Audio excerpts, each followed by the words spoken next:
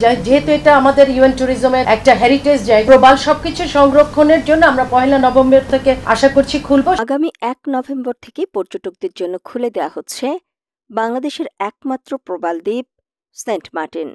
এ সময় প্রতিদিন 2000 করে পর্যটক সেন্ট মার্টিনে যেতে পারবেন। 25 সেপ্টেম্বর বৃহস্পতিবার সচিবালয়ে বিশ্ব পর্যটন দিবস উদযাপন উপলক্ষে আয়োজিত সংবাদ সম্মেলনে এই ঘোষণা দেন বেসামরিক বিমান পরিবহন ও পর্যটন উপদেষ্টা শেখ বশির উদ্দিন।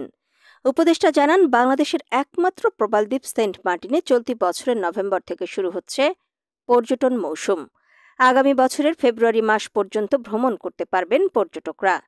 তিনি জানান, 1 নভেম্বর থেকে ফেব্রুয়ারি পর্যন্ত পর্যটকদের জন্য সেন্ট মার্টিন খোলা থাকবে। তবে নভেম্বর ও ডিসেম্বর মাসে শুধু দিনের বেলা সেন্ট মার্টিন ভ্রমণ করা যাবে, আর জানুয়ারি ও ফেব্রুয়ারি মাসে রাতে অবস্থান করতে পারবেন পর্যটকরা। উপদেষ্টা আরও জানান, প্রতিদিন 2000 করে পর্যটক সেন্ট মার্টিনে যেতে পারবেন।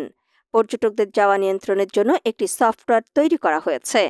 পরিবহন ব্যবস্থার সঙ্গে সমন্বয় করে রেজিস্ট্রেশনের ভিত্তিতে এই সফটওয়্যার পরিচালিত হবে।